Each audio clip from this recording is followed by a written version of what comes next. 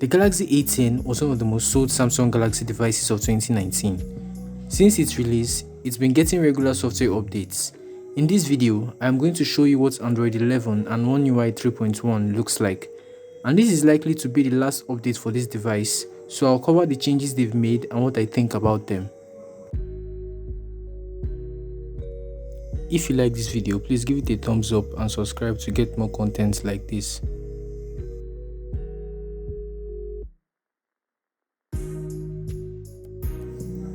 So before downloading the updates, Samsung did the usual by highlighting the main features they were adding and the ones they were updating or enhancing. And these are the topics I will use as my guide for this video. Some of these topics are visual design, improved performance, better customization, enhanced features, pictures and videos, settings, Samsung keyboard and digital well-being. And note that the download size for this update is at least 1.2 gigabytes.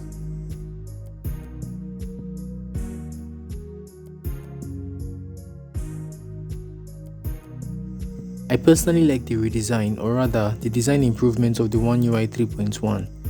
And with the A10's AMOLED screen, everything just comes together nicely. But one of the most notable changes is the notification and control center.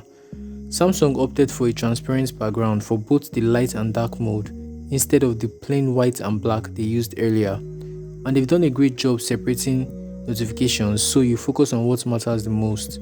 You also see a lot of subtle changes all over this new version too.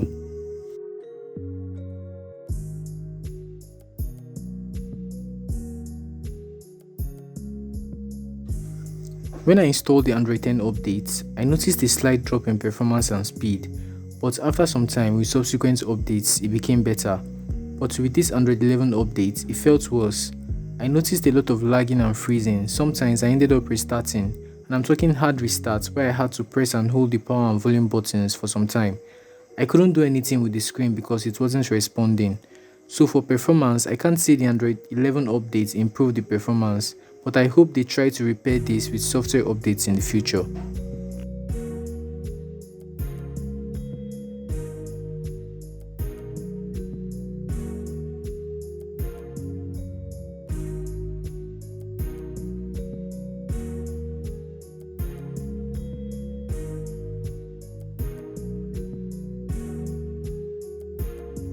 One of the new features is the Edge panels, also one of my favorites.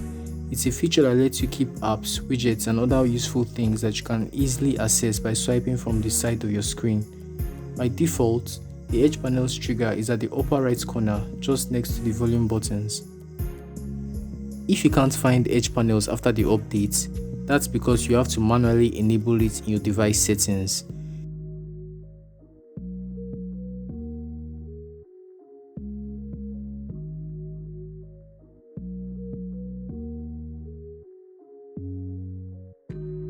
Then, you can select the Edge panel pages you want, and there is even an option to download new apps from the Galaxy Store.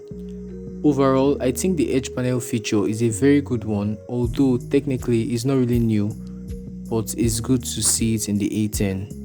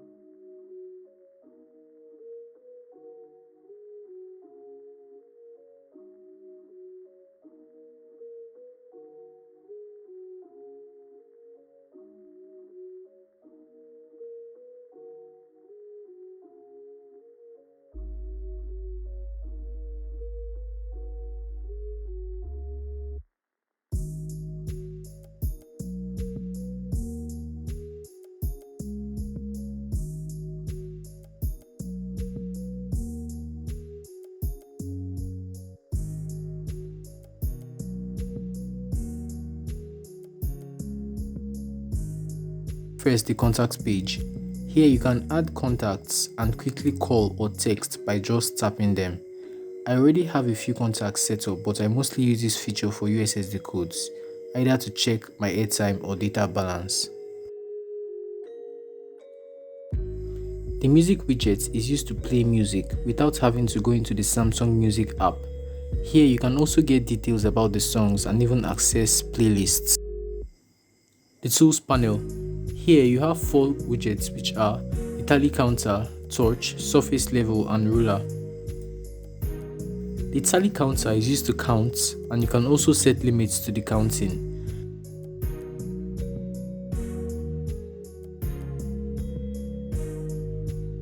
The torch widget controls your flashlight, and you can use it to increase or decrease the intensity.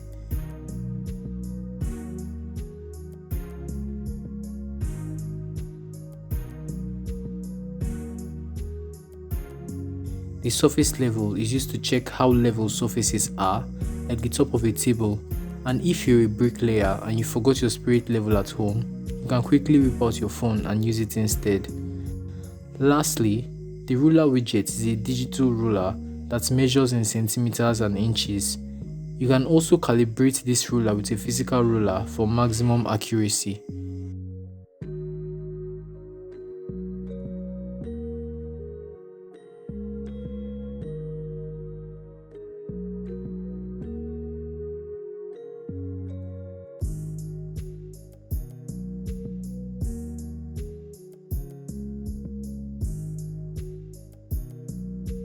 The clipboard panel accesses your clipboard and screenshots and can be viewed together or sorted by image or text.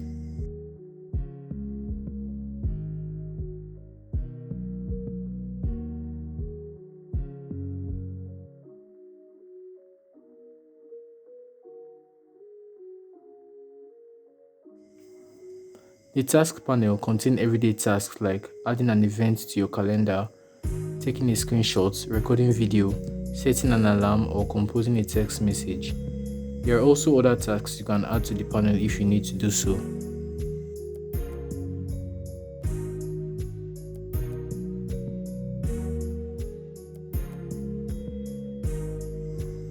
Apps panel.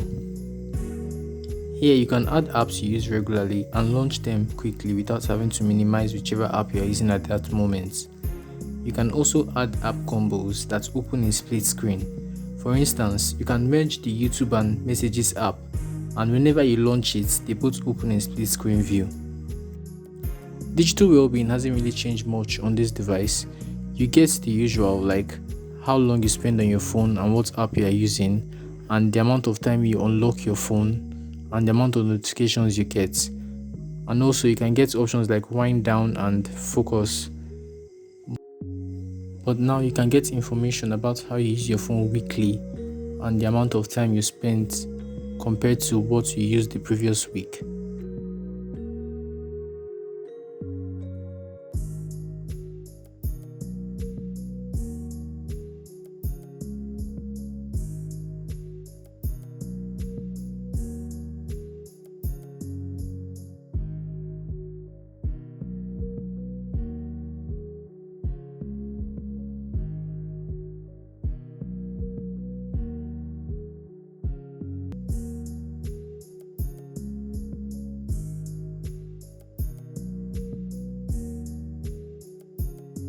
The Gallery app went through a few changes in both design and functionality. Videos now play automatically and you only have to turn on sound, unlike before when it was just a preview. Also, photos and videos now show as a carousel at the bottom part of the screen.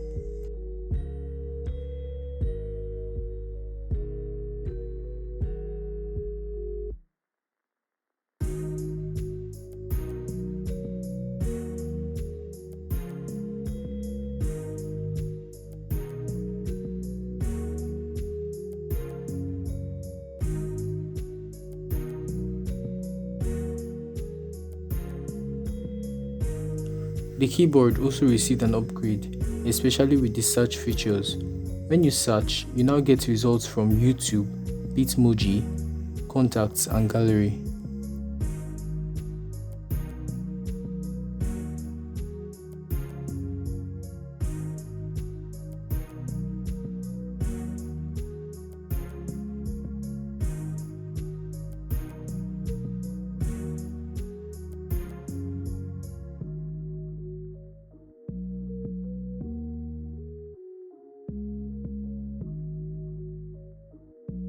All the newly included and updated features are appreciated, but when it compromises on performance and speed, I don't think it's worth it. I don't know if it's a hardware issue or something that can be fixed with software. Either way, you won't enjoy the new features if your phone is always lagging and struggling to keep up. Tell me what your thoughts are on this topic in the comment section below.